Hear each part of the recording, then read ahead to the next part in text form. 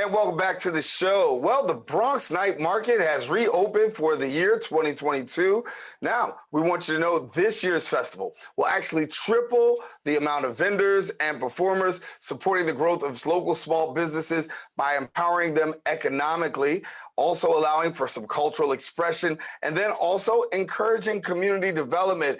We've got with us right now the founder of Bronx Night Market. We've got Marco Shalma. And Marco, glad to have you, my brother. And as always, this year looks to be a little bit different, but if we go based on last year, it's a whole lot to expect. First of all, thanks for having me again. I appreciate you. This has kind of been a tradition of ours, doing that every year and growing together. And I appreciate you and the entire Bronx Net team. Yeah, man. I mean, we knew coming out of pandemic last year, when we did what we could to kind of keep the community happy, we knew that this year is not going to be enough. We knew like there's a lot of players out there. We wanted to show like how we, the small group from the Bronx, starting over here, can do something that's really gonna, show up to the rest of New York and show them that we can do something, And I think like the idea of changing it into like a monthly event really came to fruition in last week's event. That was the opening day with a tremendous amount of people showing up. It was the biggest celebration that we've ever had in the Bronx Night Market since 2017 when founded, man. It was amazing. Well, when we talk about, the community coming out, it's amazing to see the amount of people that come out. But we know that at the heart of it is really trying to build small business, right? Small business is the lifeblood of America. And sometimes with big corporate franchises, it's hard for the average person to support small businesses. But this is really intentional, supporting small business at its best. And I would take it even a step further, and I say like those are even micro businesses, because definition from the SBA, small business is anything under 500 employees.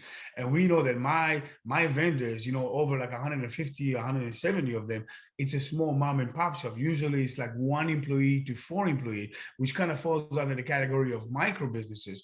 And we've always been in our MO, it's always been the mission to support small businesses, especially local small businesses, especially and predominantly female-owned, POC-owned, LGBTQIA-owned, immigrant-owned businesses from our community of Uptown and the Bronx, and making sure that they got a pathway to succeed.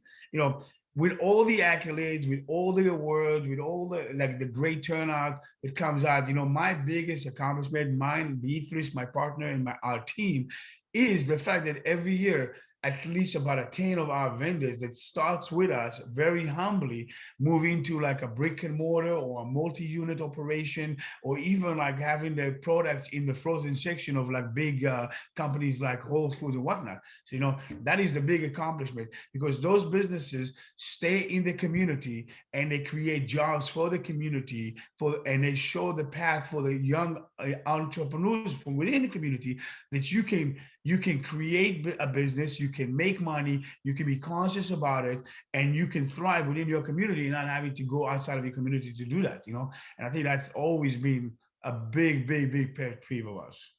What's it been like for you, obviously, as you move on to this year? We know last year was COVID and you still had major attendance, but when we talk about this year and the progression, in the beginning, I assume it's hard to really get people to buy in the vision and see what you're doing. But now with the success, how much easier has it become for you to get businesses, get the people out there, get the word out there, and get the kind of impact that we're seeing right now?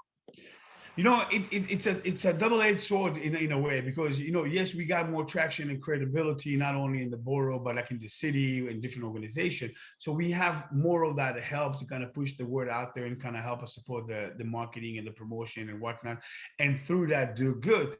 But at the same time, the proof is on us. We have to prove ourselves each and every event. You're only as good as your last event that you did. And if your last event you did not have any turnout, then you're nothing, you know. And so we live with that continuously, and understand that like we can never sit back and enjoy that more than the day or two after the event, you know. And this is like the team knows that, you know, we get 2 days after the event to kind of rest up, to enjoy, to bask in glory, and the third day is just like back to work, you know. We gotta one up what we just did over there, because you know it's the mentality. And I think like having a team of warriors, you know, local warriors with me working and doing that, and we all are the same mindset of every time we got to do just a little bit better than before. This is what really makes us special and unique. This is what also helped this small little group from the Bronx start kind of get noticed everywhere around the city and beyond that. You know, I mean, we're getting phone calls and emails from Harlem and Washington Heights and Brooklyn and Queens and Jersey and all over, just to kind of say, hey, we like what you guys are doing. Come do something with us, you know. And it makes me happy. I said in some conversation, I said, in the next in 2025, I want, you know, Mass Hospitality, the producer of, you know, Bronx Night Market and other, I want people to know the story of like how we started so humbly in 2016, 2017 in the Bronx with a few janky tents and not really knowing what we did. And then I want to be like in the other side and say like, wow, this is one of the most credible, incredible companies in the country, you know, thinking Right. big. Why not? You know, and I think that's just another accolade to the Bronx and the hustle and mentality and the ingenuity that we have.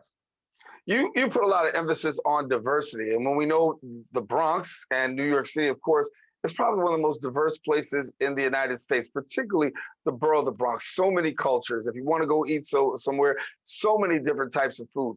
But you were able to actually garner all of that, put that together in one location for people to be able to come enjoy.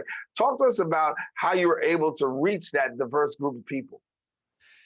You know, like anything else, you know, like, and I think like in entrepreneurship and in business, opportunity came about. You know, like for me, it came from my personally, because I lived in the Bronx for the last 15 years or so, and there's certain foods, even though there's diversity, there's certain foods that I couldn't kind of get, and I had to kind of commute to like Brooklyn or whatever, you know, out of a personal idea. It's like, hey, you know what, like we need to have more of those opportunities, we need to have more of those foods, but also, you know, everybody needs to come and try our food, you know. So from that kind of created that element. Now, diversity does play a big part of that, because this is the way that our company looks. You know, like our company is female, forward. You know, we have out of 15 people that in the team right now, we have 13, women leading the team and doing an amazing job of that. We have, you know, diversity when it comes to people of color. I think for us is understanding that we represent, you know, beyond the element of fun, you know, we represent a community which is Uptown and the Bronx, which is a lot more diverse than other areas, you know. And in doing so, we want to make sure that like we create events that are safe, that are affordable, that are equitable, and then making sure that people feel comfortable and know that like a $20 can go a long way, you know. And the emphasis is on community, is on making sure that people feel belong, and a sense of pride that it's something that is within them, not like, you know, not like a circus show that's being dropped into a community. It's always got to represent the community, and that's like why we work really hard to make sure all the time, because you know it's part of who we are. You know, we're conscious about it. Yeah, Mark, I want to let people know that if we're talking about attending the next Bronx Night Market, Friday, May the 28th, it's going to take place at 1 Fordham Plaza. And you can come out between 1 and 7. That's rain or shine. And there is an RSVP, right, for some surprises that people can do. So make sure that you reach out to them and be a part of this growing, burgeoning, great experience right here in the borough of the Bronx, the Bronx Night Market. Marco, Shalma, as always, my friend, it's good to see you. Good to have you here on the show. Thank you, my brother. Just like you mentioned, Saturday, May 28th, 1 p.m. All the information is on the website, bronxnightmarket.com, or on the Instagram at Bronx Night Market. I look forward to seeing you, Daren, in person. You've been promised me for a while. You're going to come and eat with me. I'm going to hold you to it. This year's the year, brother. Brother, you put me on TV, so it looks like I'm gonna have to make it my way down there. So listen, if I'm on TV and I gotta say I gotta be there. So you can look forward to seeing me May 28th on Saturday. We'll be out there. And I got you one of those for you when you come.